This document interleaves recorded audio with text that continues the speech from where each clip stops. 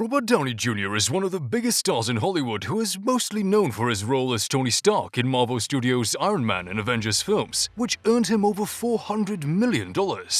Downey made his earliest feature film roles in such titles as Firstborn, Weird Science, and Back to School. From 1985 to 1986, he was a regular cast member of Saturday Night Live, NBC's popular sketch comedy show. A high point in Downey's career came in 1993 when he was nominated for an Academy Award for Best Actor for his role in Chaplin, directed by Richard Attenborough. By this time, the 27-year-old Downey had come to be seen as one of the most talented actors of his generation, but had also got a reputation as a troubled and provocative figure in Hollywood. Downey also starred in the comedy Tropic Thunder, for which he was nominated for the Academy Award for Best Supporting Actor. He was cast as yet another prominent character when he landed his role as Sherlock Holmes in the 2009 film of the same name, and 2011's sequel Sherlock Holmes: A Game of Shadows. Despite his troubled past with the law, Downey has had a much more steady life these days. He married producer Susan Levin in 2005. He had been clean from drugs and alcohol since July 2003, and he credits his wife Susan with helping him overcome his addictions. Not too shabby for a frequent member of 12-step recovery programs. The couple welcomed their first child together on February 7, 2012. They named their son Exton Elias. On November 4, 2014, Downey and Levin welcomed their second child, a daughter named Avery. In December 2015, California Governor Jerry Brown absolved Downey for the 1996 drug conviction that led him to jail for a year.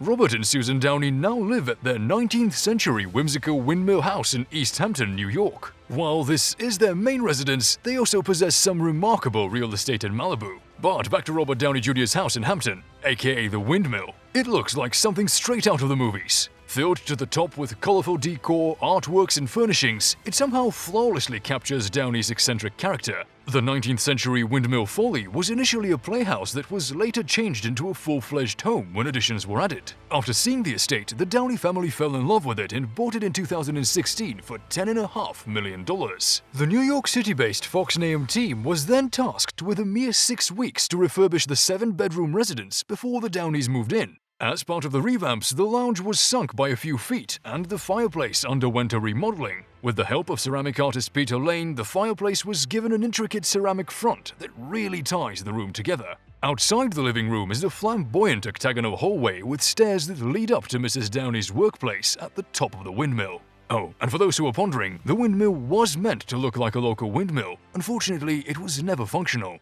Some other features include a 3-car garage, tennis court, putting green, and a 50-foot swimming pool. Furthermore, there's even a 2-bedroom guest house and a roomy pavilion on the 4-acre property. The rotunda adjacent to the pool area alone has a dining space, outdoor living room, television, and a bar. And if that's not good enough, there's also a beautiful view of the sea from the house's numerous balconies.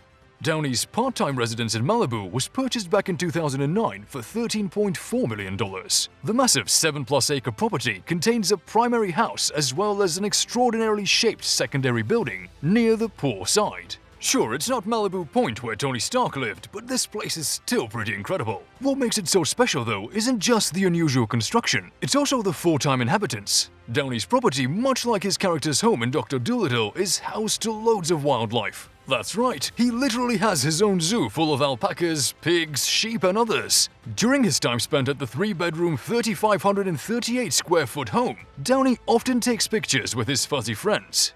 Moving on, while it's true that RDJ acquired a house in Venice back in 2009, its purpose may not be what you think. The truth is, Downey paid $5.6 million for the home to transform it into the headquarters of his company. Team Downey, operated by both Junior and his charming wife Susan, is an entertainment company created in 2010. The enterprise produces movies, television series, and invests in several digital media projects. Though it's said that the Downeys do stay here from time to time, it's listed as a business, not a private residence. The 3,397-square-foot home sits on a busy main road surrounded by commercial buildings.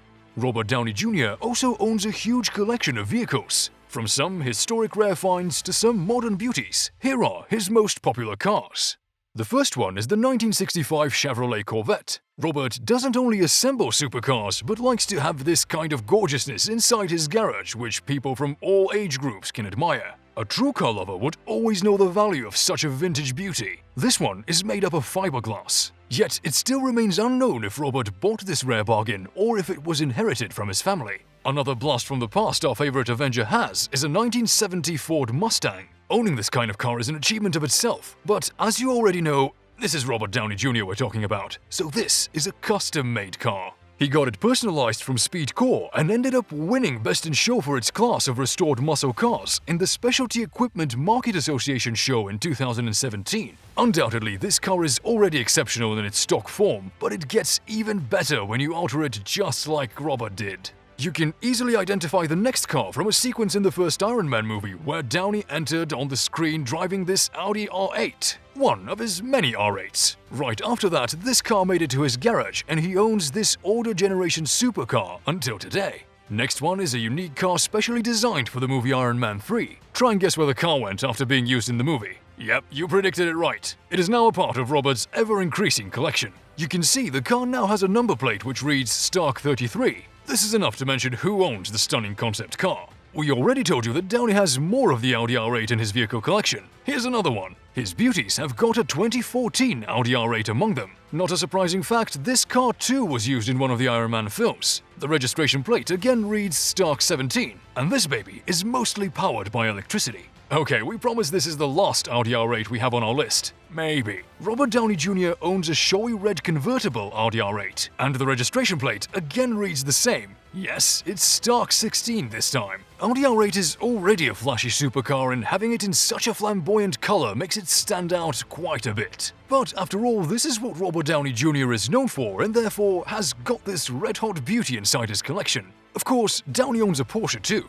Unfortunately, we could not get a picture of the superstar driving this car. You may find it less tacky than the other cars present in this collection, but trust us, this one is equally gorgeous. Seeing the fact that it has been over 20 years that Robert got this car, the way he has preserved this Porsche tells a lot about his love for cars. The next supercar among RDJ's collection is the Ferrari California Tea. Our favorite actor is seen driving this striking supercar multiple times. No superstar collection is complete without a Ferrari, and we guess Robert therefore bought this one to call his car collection actually complete. This convertible is powered by a 3.8-liter V8 engine that produces 553 brake horsepower and 755 pounds-feet of torque. Talking of convertibles, Downey Jr. has got another one, the Mercedes SL 550. Seeing so many convertibles in the car collection, you can guess Robert is fond of longer drives, or that Californian weather is just too nice for convertibles. A 4.7-liter biturbo V8 engine powers the convertible under the hood and produces 449 horsepower. The last one on this list is the Mercedes-Benz Pagoda. Many people around the globe own new modern-day expensive Mercedes cars, but there are only a few who have owned and maintained Mercedes since ages. This Benz Pagoda forms a part of the definitive collection among Robert Downey Jr.'s cars. But how can RDJ afford all of them? Thanks to Tony Stark, of course. Downey's career with Marvel shot his net worth to an estimated $300 million. The first Iron Man movie in 2008 led the way for Downey's return to stardom with a salary of $500,000. With the success of the first Marvel Cinematic Universe movie, the sequel Iron Man 2 made even more profit and earned Downey a paycheck of $10 million. The 2012's The Avengers was Downey's third time portraying the billionaire entrepreneur. He was given another $10 million for the project, but the back-end deals fetched him a total income of $50 million. The third movie in the Iron Man franchise was released in 2013, and it earned Downey another $10 million. And yes, you already guessed it, the back-end deals, however, brought the total income to another $50 million. The second movie in the Avengers series, Avengers Age of Ultron, paid Downey between $50 million and $80 million despite having the lowest box office of the series. The actor received a total of nearly $64 million for Captain America Civil War, and between $10 to $15 million for his small role as Tony Stark in Spider-Man Homecoming. For Avengers Infinity War, the first film in the two-part finale of the MCU third phase, the actor earned an estimated $75 million. And the film where Downey played the role of the genius businessman for the last time, Avengers Endgame, earned him another $75 million, bringing his Marvel movie earnings to around $400 million. Salaries of actors who are part of the MCU are mainly based on the number of times they have been in the franchise. Stars like Downey, Chris Evans, who played Steve Rogers in Captain America: The First Avenger, and Chris Hemsworth, who starred as the God of Thunder in Thor films, can get between $15 million and $20 million from a single movie. On the other side of the fence, actors playing secondary roles such as Paul Rudd earn about $8 million per movie. Outside of Marvel, some of Downey's biggest paydays include the $12 million for the 2010 movie Due Date and $15 million for 2011's Sherlock Holmes: A Game of Shadows. There have been quite a few ups and downs with the third movie in the franchise, but now that Downey is no longer a regular player in the MCU, it finally looks like we're going to see Sherlock Holmes 3. Either way, we can expect him to get a really big pile of cash. Leave a like if you enjoyed this video and also share it with your friends. Subscribe to our channel for more lifestyle videos and make sure to turn on the notifications for future updates about your favorite personalities. Thanks for watching, and I'll see you next time.